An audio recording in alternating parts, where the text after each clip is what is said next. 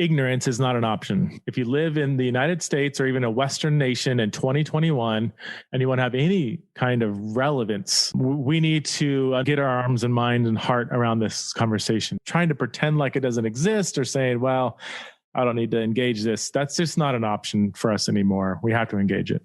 Hi, this is KLRC General Manager Sean Sawatsky. We're so glad you've chosen to listen to this episode of the Brave Place podcast. We're about to address a sensitive topic, but before we do, we wanted to give you a chance to hit pause or save this episode so you can listen at a time when you're able to give it your full attention, or perhaps a time when the kids aren't listening with you.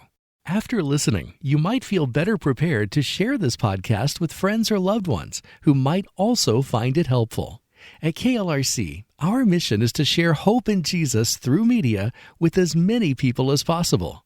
And that hope is available to all because Christ's sacrifice on the cross was for each of us. In order to share hope, we have to share love. And no one will feel loved when they don't first feel understood.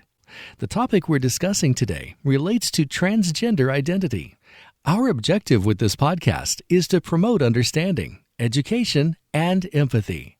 To that end, we're going to spend some time understanding some terms and language that is part of the LGBTQ community.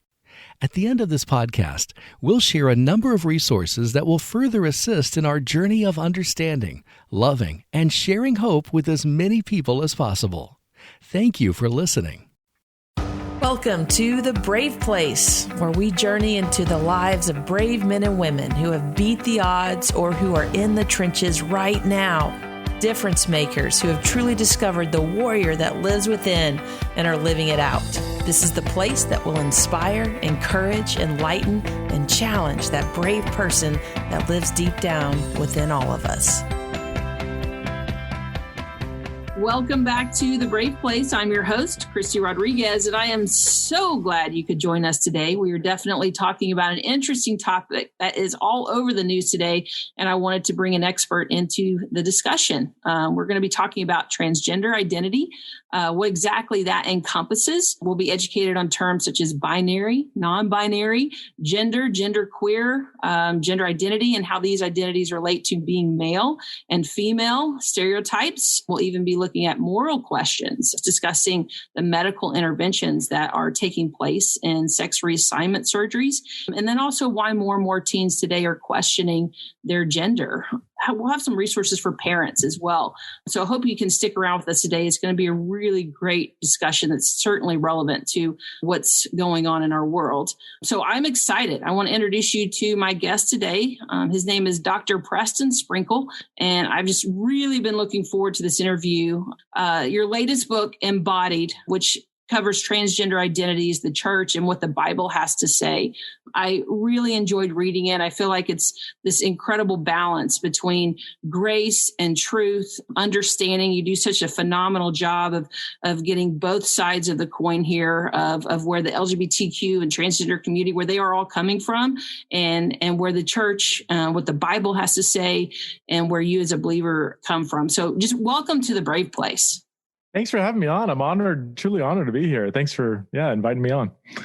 Yeah, well, it's a real pleasure for me to have you because I read your last book, People to Be Loved, and I do want to give our listeners a background on you. So just for you listening, a little extra background on Dr. Preston Sprinkle. He is considered an expert in the fields of gender identity and transgender identities, LGBTQ issues, and biblical theology of sexuality. He also, he's a biblical scholar, international speaker, a New York Times bestselling author, numerous books, over a dozen, including one of my favorites, which is People to Be Loved, Why Homosexuality is Not Just an Issue, and Living in a Gray World, a Christian Teen's Guide to Homosexuality. And he has given talks to thousands of people worldwide on the topic of faith, sexuality, and gender. And if that's not enough, he is also president of the Center for Faith, Sexuality, and Gender, and you can find him online at prestonsprinkle.com. I'm just really looking forward to this discussion because I feel like there's so many Christians out there who just don't even know where to begin with this topic, and they avoid it. Pastors avoid it. It's just really kind of left hanging out. There's the elephant in the room, and it leaves everyone kind of uncomfortable, and there's no bridging the gap there. And I think you do that so beautifully well. And so that's really why I wanted to talk to you today. Your book, Embodied, mainly it focuses on transgender identity.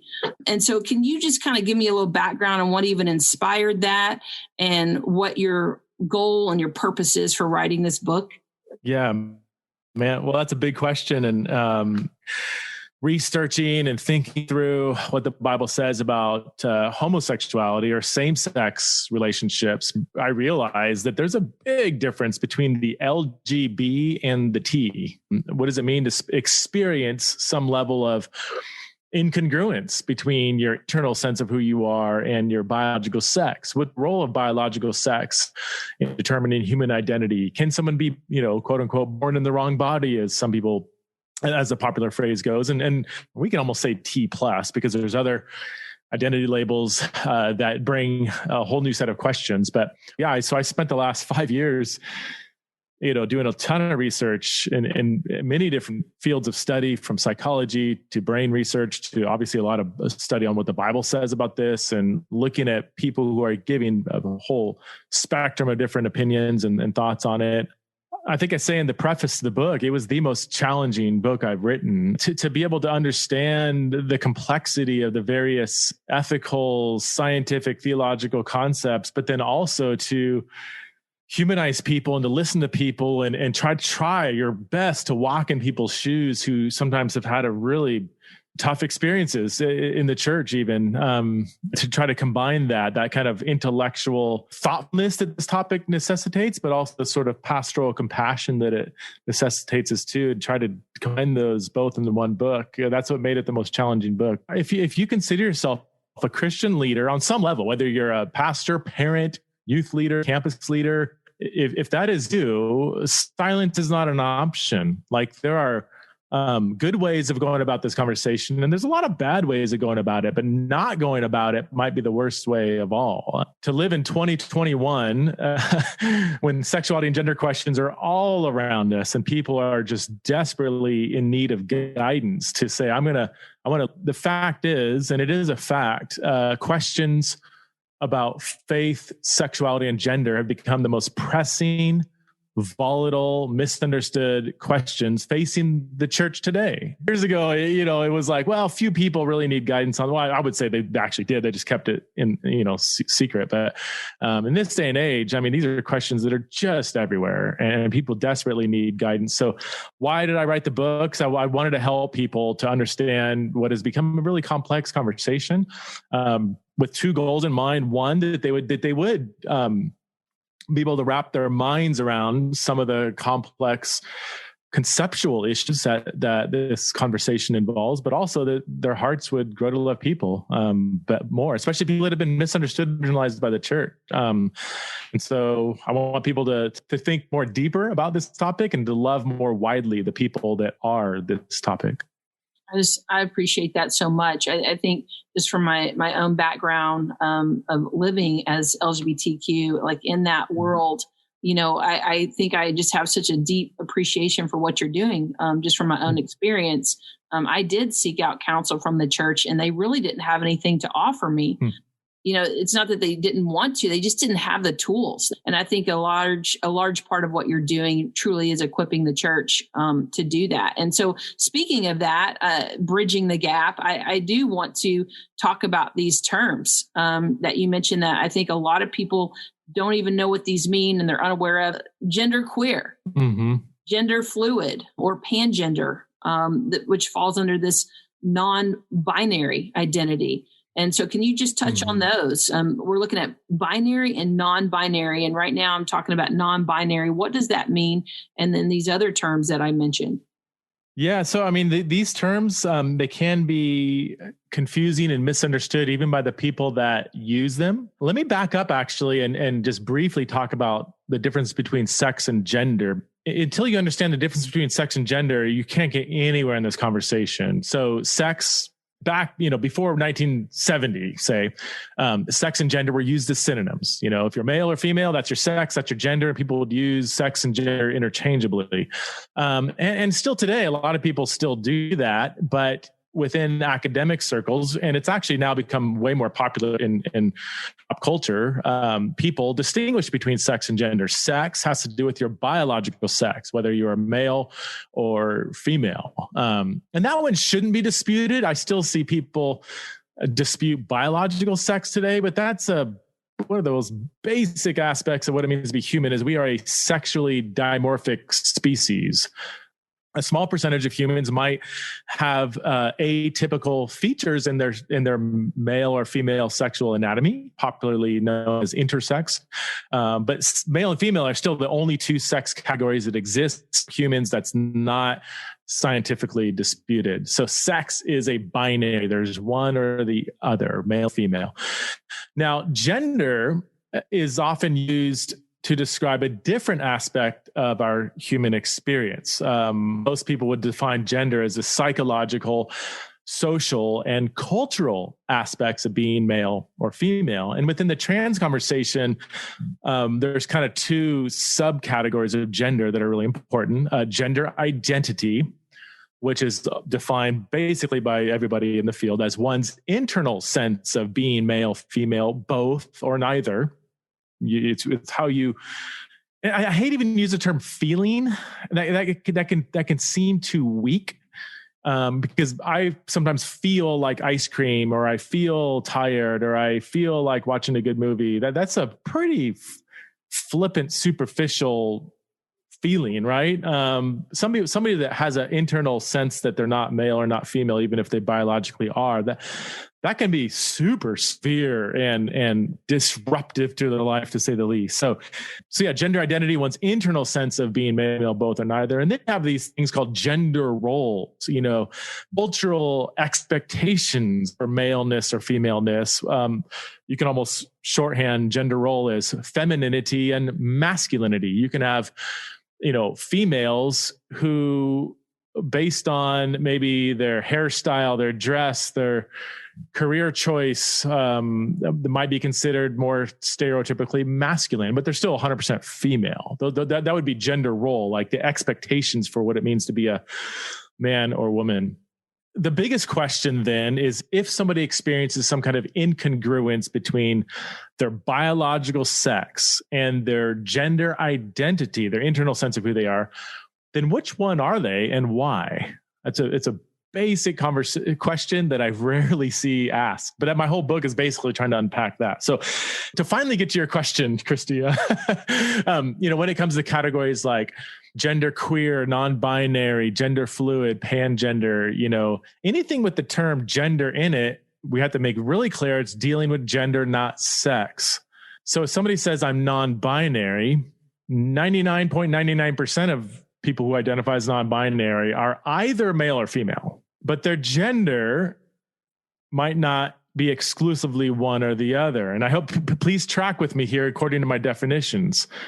Okay, so gender identity is one's internal sense of who they are. So maybe their internal sense of who they are might be in between male and female, but they are still factually male or female. So to put it in the most basic terms I can, oftentimes if somebody says they're non-binary, that usually ends up meaning, they may not even say it like this, but if they describe what they mean by non-binary, what it ends up ultimately saying is that they don't resonate exclusively with masculine or feminine forms of behavior or even reflections on who they are. They don't feel particularly feminine. They don't feel particularly masculine.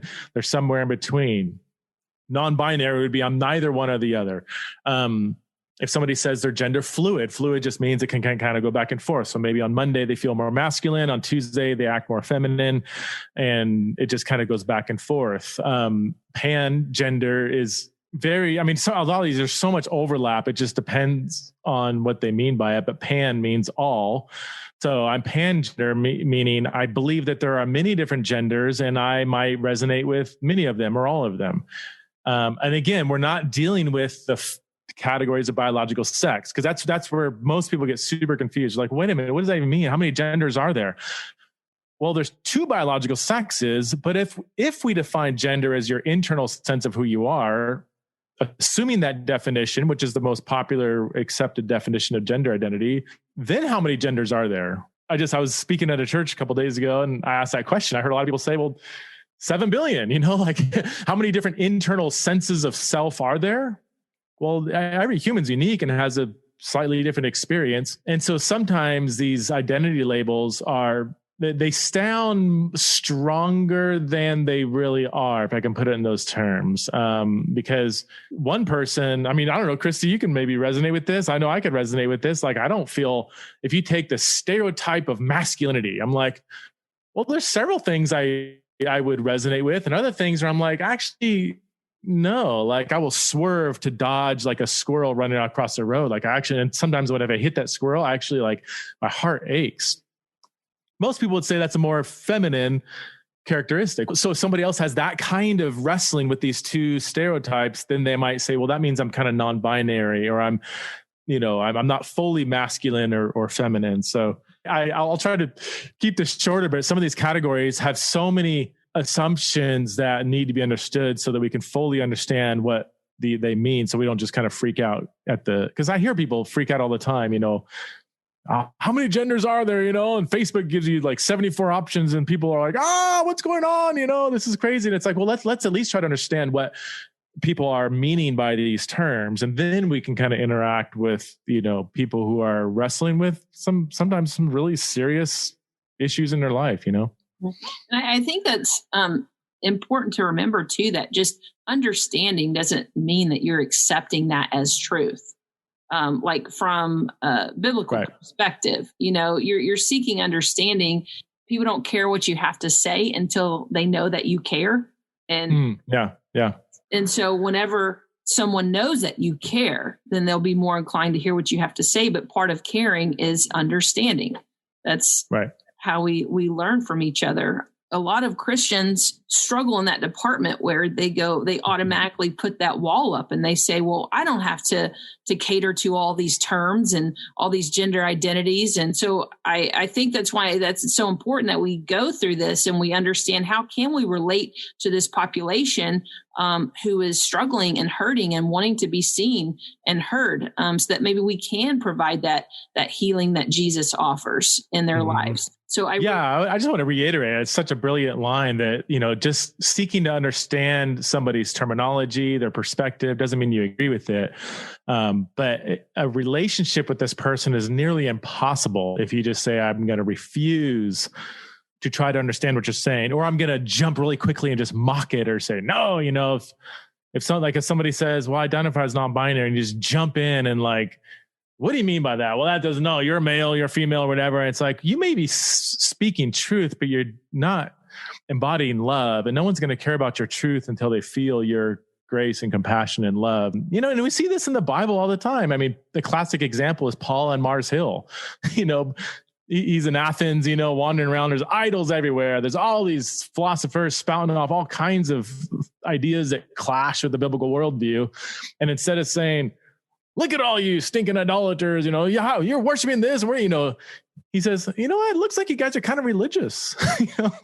In fact, I've even read some of your poets, and here's what they say. Let's dive into, what your poets are even talking about here. And he kind of meets them where they're at so that he can speak to them about the true God of all creation. And we need to do the same. We need to understand where people are coming from so that we can enter into a real relationship so that we can communicate a grace-filled, truth-filled Christian worldview to people, especially people who have been oftentimes shamed and shunned and mocked by the church.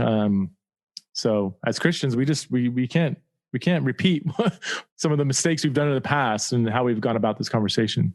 Sure. It's finding that connection. I love that. And there's a particular story in your book, Embodied, that just hit the shelves, by the way, for those listening. You can get that now. But between Kat and Lori, and Lori married with 3 kids, same-sex attraction. She deals with that. And Kat is dealing with, she's a trans female coming to church, and Lori seeks Kat out and just says, hey, why don't you come hang out with us? And they start this where she's having dinner with their family, and it begins this relationship towards Jesus, where they wrestle with these questions together and they talk about the Bible together. And before you know it, Kat is receiving a whole lot of healing in her life. And that to me just is such a perfect example of what you're talking about, finding that connection and coming alongside. It doesn't mean that you have to claim to have all the answers. It just says, hey, we'll walk through this and wrestle with this with you. Because we care that much. We're not afraid of it. Yeah. We want to be there for you, and just what you're saying, meet you where you're at. Yeah. So good. Yeah. She even asked, so early on in that relationship, Kat asked Lori, so what does God think of my gender, And Lori said, I'm not actually sure, but I'll wrestle with this question with you. And I think some people might have been tempted to jump in and try to give a black and white answer to that question. But I asked Kat later, I said, what if Lori did that? What if she says, well, you're obviously female, so God thinks you're female, and that's it. Like, get over it, Kat said, if Lori had done that as a fresh in the process of like seeking, like genuinely seeking, and God was pulling her hard, and she's having this kind of like this rolling conversion experience, if you will. She said, if Lori had given me this black and white answer, she would have ditched her, like gone. Like, I don't need black and white answers. I want somebody to love me enough to wrestle with me and truly hear me out. And the humility to say, you know what? I don't want to just jump in and assume that I know everything about your experience. These are tough issues, So yeah, it was her humility and even going about the theological conversation that led to Kat's conversion. And now Kat's one of the most solid, zealous, passionate gospel preaching people I've ever met. Really preaches the gospel way more than I do. Red hot worshiper for Jesus, all because of Jesus. But I mean, Jesus' love mediated through Lori, who really took a nuanced, very relationally based approach and did a whole lot of listening and still does. That's powerful. One thing I appreciated too that you said was the term transgenderism. Trans men, trans women, most of them are not crazy about that term. And tell me why that is. When you hear the term transgenderism, what is the problem with that term? So yeah, transgenderism, it's one of those terms I used to use. I know a lot of people that use it. Most trans people I know don't like the term transgenderism. Most people use it without offense, without any intentional offense behind it. But it just seems nameless, faceless. It almost sounds like a disease. Like, oh man, I came down with a bad case of transgenderism, but I took some penicillin and, now it's going away. It kind of has picked up that scent of being kind of a disease, So yeah, so let me just say this too, the language can be tricky, and I am not an advocate for always using terms that people want to use. For instance, I don't like the term, and I don't use the term sex assigned at birth. This is very popular in the medical community and in pop culture. People say, oh, I was assigned male at birth. I'm like, no, you were actually male at birth. The doctor did not determine that for you. God determined that. I'm not one to say like, use whatever term people want you to use at all costs. But if there's a term that is unnecessarily offensive and there are alternatives, then let's use the alternatives. Language can either build walls, relational walls, or relational bridges. And as a Christian, I want to build relational bridges. I don't want to cave into somebody else's ideology if it's completely off. I want to have bridges that relate to people. So the book, I talk about transgender identity, the transgender conversation, or transgender people. I just like, if there's a more specific term in mind, I would choose that over a broad brush kind of overarching term. Even a term like homosexuality is so broad. Are we talking about same-sex attraction? Are we talking about same-sex marriage? Are we talking about legal stuff? Are we talking about same-sex sexual relationships? I want to, if I mean same-sex sexual relationships, and I want to use that phrase, not some broad brush umbrella term. I also don't want to give off that idea that we bounce around and we're always walking on tiptoes. I think it kind of comes down to this moment of total honesty and humility, right? Just asking the other person, hey, what do you prefer? And this is where I'm at right now. I'm struggling to say this, and maybe we can work through this together and help me understand where you're coming from. Kind of like having these honest conversations and understanding conversations. Again, it doesn't mean you're compromising your beliefs at all. Understanding does not mean acceptance. And I feel like I can't hammer that home enough. But I want to ask you about stereotypes, what it means to be a man or woman in our culture. And do you think that has influenced transgender, this gender identity crisis that we see? Yeah. Stereotypes are a really important part of this conversation. It's not everything. Some people want to reduce the whole trans conversation to just nothing but stereotypes. But no, I think it plays a large role. So, you have, like we said before, you have males and you have females, and a small percentage might have an intersex condition. They might have a blend of both aspects of their biological sex. But then you have this kind of hard to pin down category of stereotypes, masculinity and femininity. I think most of our assumptions about masculinity and femininity come from culture, not the Bible. If you just want to make a biological observation of males and females on a general level, yes, most males will probably gravitate towards more stereotypically masculine interests. And I think, I'm not a scientist, but I've done enough research on, the various levels of testosterone and estrogen fluctuating in the human body that does have an effect on human interests and behavior. So the majority of males will act in stereotypically masculine ways, but some don't. And that doesn't mean you're not a man or a male. And moreover, as Christians, these masculine stereotypes are never morally mandated in the Bible.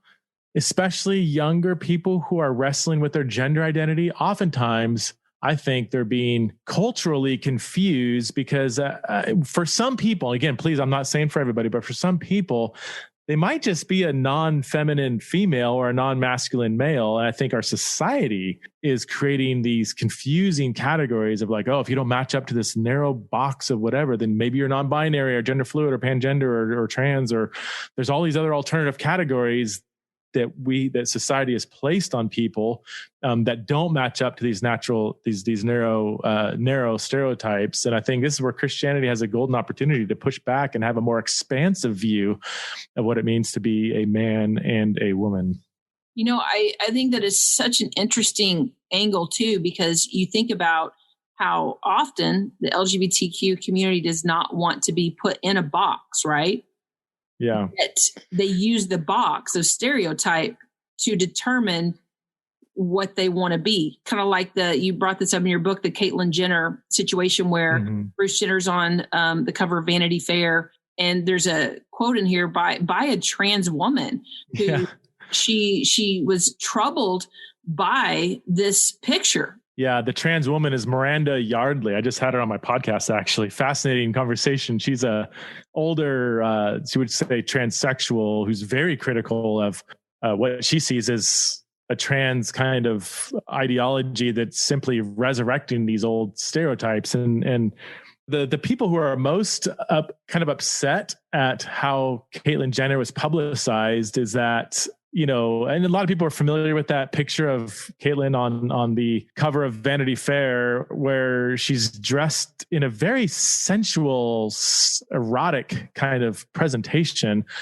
And I think this is where a lot of feminists, like non-Christian, non-religious, non-conservative feminists, were like, wait a minute, we have spent the last 100 years showing people that you don't need to be stuffed in some little tight dress with, high heels, and we don't need to fit the sort of male gaze, of what it means to be a woman. And here you have this, and they would say, okay, there's this male who has lived a privileged life as a male all these years. And then all of a sudden he now takes on this female persona, but not just a female persona, but and they would say again, like a patriarchal, old, oppressive view of what it means to be a female. You don't need to be this sensual, erotic, like turning men's heads, woman to be a true woman. So there's some ideologies underlying the trans conversation that could be resurrecting older stereotypes of what it means to be a true man and a true woman. And that can be problematic. And I do want to say, I don't want to reduce it all to stereotypes. There are people who have this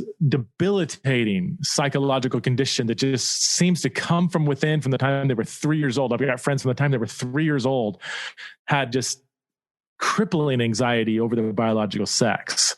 So they always remind me, like, I'm not just trying to chase some stereotype. I've got this condition that has led me to attempt suicide on several occasions. I don't know what to do with. So, but I think even they would say that like these stereotypes only exacerbate that. Like my female friends who wrestle with gender dysphoria, they hate going to women's retreats. A women's Bible study gives them loads of anxiety. You know, it's like, oh my gosh, there's just going to be these categories of femininity that are just going to hover in the air. And it just oppresses me, you know? So. And I can relate to that. I mean, I was a lot like Kat in your book, where, I mean, literally I was 4 years old and all I wanted for Christmas was a San Diego Chargers football uniform and a new football. And I would go and play football down the street. And I played football till I was in 9th grade, you know, with the boys. And so, and I didn't fit into that stereotypical female. And I knew it was different. I knew I just loved sports. That's all I wanted to do. And that's all I did most of my days. And I can remember because of that feeling different, because I wasn't the typical girl who wanted to go spend all day shopping, get her makeup done, worry about hair. I'm still not that girl. And there was this breakthrough moment as I was seeking restoration and healing, just truly with God. And I had someone else taking me through some just healing steps. It was really related to a recovery program and addiction.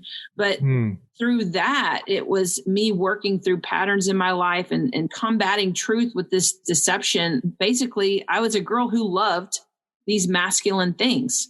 That didn't mean I had to take on another identity other than being a female. I could still be a female and love these masculine things, and that was okay. And that's how God created me. So it's really, I think, done harm to our society, just like that with the Bruce Jenner on the cover of Vanity Fair. That's man's idea of what a woman is. It's objectifying the lingerie, the sensual type, just that kind of situation for sure makes girls like me who don't fit that stereotypical look feel like that's what it means to be a woman. And that's just not the truth. And that leads me to my next question about the biblical viewpoint of stereotypes, what God really tells men and women on how we should be. Can you talk about that for a minute? Yeah, sure. The beautiful thing about the Bible is the Bible upholds and celebrates sex difference between male and female. Like the Bible is very much against blurring these two categories of biological sex. But the Bible rarely, if ever, and there's some debate about the if ever, gives women certain commands that men are not to follow, or vice versa. Clearly, we have different biological functions that are, obviously related to reproduction. And there might be, and there's debates about this, so I don't want to divide the audience, but maybe there's different roles in the church or maybe in the home or in a marriage. I'm going to say, maybe there's some things there. But on the whole, we can all agree that the overwhelming majority of commands to be godly, even certain male or female specific passages like Titus 2, Paul says, older women teach the young women too, and he gives 10 commands. Well, at least 8 of those commands are given to men elsewhere in Scripture: to be sober-minded, to not be addicted to wine, to be kind and gentle-hearted, and all these things. It's like, all these feminine traits. Is gentleness a feminine trait? No, men are commanded to be gentle as well. I was reading in Ephesians 4 this morning, where in all humility and gentleness, we're supposed to pursue the unity of the Spirit in Christ. And so here's the way I would frame it: is the Bible upholds and celebrates male and female difference. And yet it gives us a very expansive, liberating view on how to live that out. Some women stay at home and make babies. Other women go out and win wars in the book of Judges. Some men get married and have lots of kids and, are big, mighty warriors. And other ones are like David, who does that, but he also cries a lot and writes poetry, weeping right and left, playing his harp. And, people sometimes say the Bible is, backwoods and it's old fashioned and patriarchal and all this. The Bible actually is so beautiful in how it upholds the dignity and equality of males and men and women, but then allows us a lot of freedom in what it means to live that out. It does not at all advocate for these narrow stereotypes of masculinity and femininity. You can be a more feminine man as long as you're a godly man, then you're a godly man, and same with women. So, yeah. And when we look at the attributes of God, just, the loving, the kindness, the nurturing aspects, I mean, he's calling us to be that.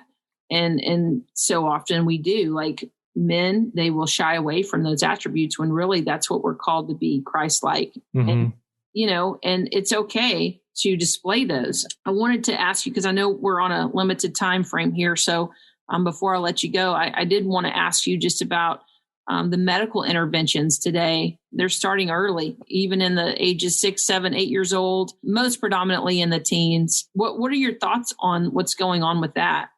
To be honest, I'm terribly disturbed over it. So there's 3 different broad categories of transition. There's social, hormonal, and surgical. And we got to make sure we don't blur those together, because I've heard people say, well, man, they're transitioning kids as young as 6 years old. It's like, well, socially they might. Hormonally, that doesn't really start. There's a thing called puberty blockers where they'll give to prepubescent kids or kids just starting the beginning stages of puberty. And what these blockers do is they prevent the child from going through puberty. They delay it. And the logic is, give them time to kind of figure out who they are. And there's been lawsuits over this now. And a lot of people are starting to wake up to this. When I say a lot of people, I'm talking like non-Christian, very liberal psychologists who aren't opposed to transitioning an adult, but they would say, we're literally experimenting on kids. Like this is Orwellian, if people have read George Orwell's 1984. And there's been a major lawsuit in the UK where a girl who was given hormones at the age of 15, like really quickly walked in, says she's trans, and like after just not much counseling, like, okay, let's get you on hormones. And they cut off her breast, double mastectomy, and then a few years later, she's like, I was a tomboy who was dealing with mental kind of issues, and you guys chopped off my breasts, and now I'm living with the consequences. She sued College of Medical Practitioners or whatever and won. They were like, yeah, she a 15-year-old girl doesn't have the ability to make some kind of informed consent on something as lifelong and irreversible as these surgeries. So this has become a global debate, and I'm glad it's becoming a debate and isn't just being brushed or shoved under the carpet. The debate is, if you have a young teenager who says they're trans, wants to transition, is it ethically legitimate to do that? To transition them, or should they wait until they are an adult to make that decision? And I'm not even talking about from a Christian standpoint, the ethics of whether anybody should ever transition. I'm just talking from a societal perspective, like should teenagers be allowed to do this? But I've heard many, just disturbing stories of young teenagers very easily getting access to cross-sex hormone therapy, like girls as young as 14, 15, 16, getting easy access to testosterone. And in the state of Oregon, the age of consent is 15. So like a 15-year-old without parental consent can go in and get doses of testosterone and get a double mastectomy at 15. And in some states, they're trying to just keep that age going down, down, down, because there's a view that says, well, if a kid says they're trans and they're trans, they know who they are. This is who they are. And if you say no, then you're toxic, you're unhelpful, and you're going to cause them to commit suicide. And so they use kind of suicidality as a weapon sometimes to say either they need to transition or they're going to kill themselves. So do you want to, parents are told, do you want an alive daughter or a dead son? Is kind of how it's framed, which again is just psychologically irresponsible to try to give some kind of false dichotomy like this so that you are pressured into giving your 15-year-old testosterone, which has an irreversible effect. If a female's on testosterone for a year and a half, 2 years, most likely they'll be life infertile the rest of their life, higher risk of cancer, of heart disease, of blood clots, of all kinds of stuff. And we see that the results are they're typically wrestling with the same stuff after testosterone than they were before, And so again, I'll just say it one more time. I'm not even talking about whether it's biblical or not. I'm just saying on a scientific, psychological, societal level, it's very disturbing. And it's disturbing that there's still a lot of it quickly transitioning kids is going on. Mm-hmm. Yeah. And there's a high detransition rate as well. A lot of regret from moving into that. And what's so crazy to me is that these same scientists and researchers will say that a teenager's brain, like our brains don't stop developing until we're 23 or 24 years old. Right. And especially the frontal cortex, which is the place where you worry about consequences, and you take a look at that's not even developed yet. So that we do know that scientifically that part of your brain that doesn't even think about consequences is being able to make decisions that have permanent consequences. That's what's so crazy to me. Yeah. Yeah, no, absolutely. And for an example, Ken Zucker, he's still alive.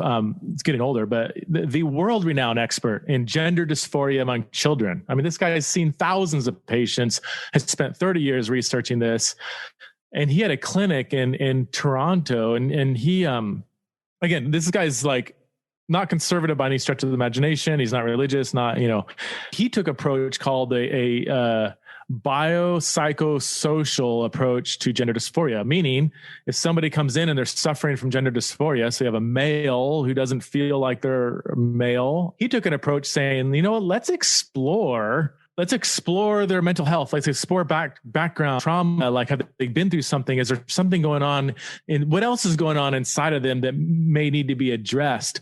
And if they still want to transition, we want them to live in the social role of that. Like if you're a male, a female role, to just kind of explore it, test it out. Like he kind of took the last step should be irreversible medical intervention, which you hear all that and you're like, sounds like basic psychology. Like that sounds like a pretty good approach, right? Well, he got blasted and fired on the grounds that he was performing conversion therapy. Fired.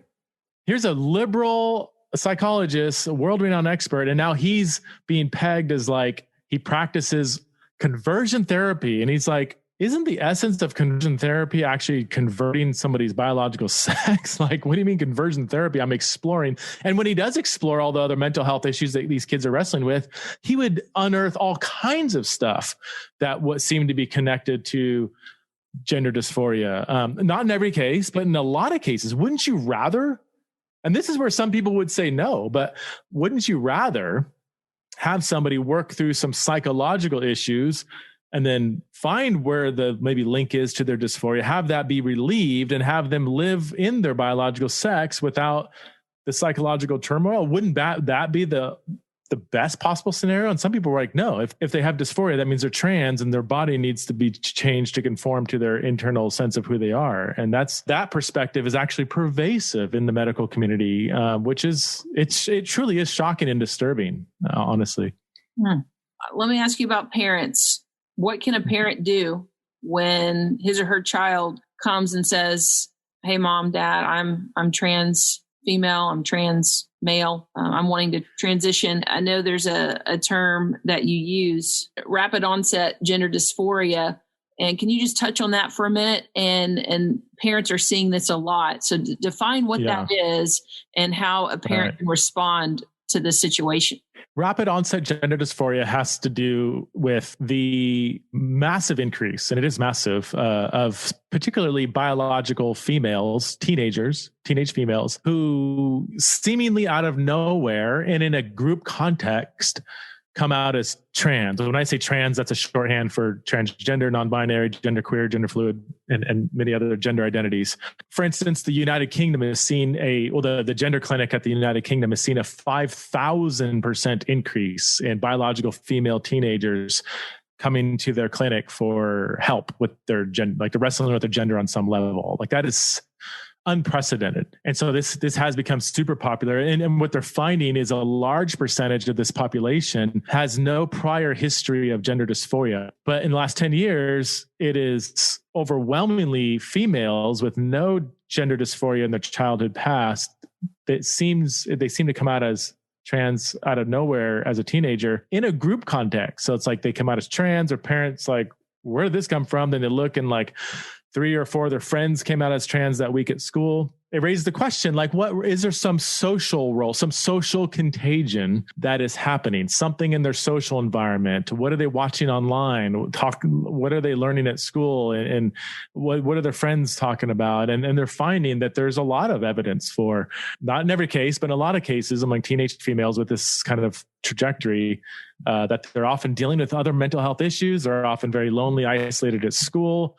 They come out as trans in a group context. It typically elevates their social status, where back in our day and age, I mean, we're probably similar age, that would not be a way to gain social status. Well, in some contexts it is today. So even going back to the transition question, it's like, man, okay, if somebody fits that kind of trans profile, goodness, shouldn't we explore these other issues before we just fast track them to transitioning, which is what's often happening. Yeah, for parents, it would be really helpful. Honestly, I've got a podcast where I just recently interviewed a few people who went through this kind of rapid onset stage. There's one by a girl named Helena Kirshner. In fact, I would recommend Googling Helena Kirshner. She went through all this, and she has a brilliant, wise perspective on how to help parents. In the podcast that I did with her at the end, she says, well, first of all, if a kid does kind of fit this profile, they kind of come out as trans overnight, or they come home with a new identity marker, and you're like, what in the world? What else is going on in their life that's leading to them feeling the need to belong somewhere? Don't judge them for their identity. Get to know their identity, get to know them, meet them where they're at, be a good listener.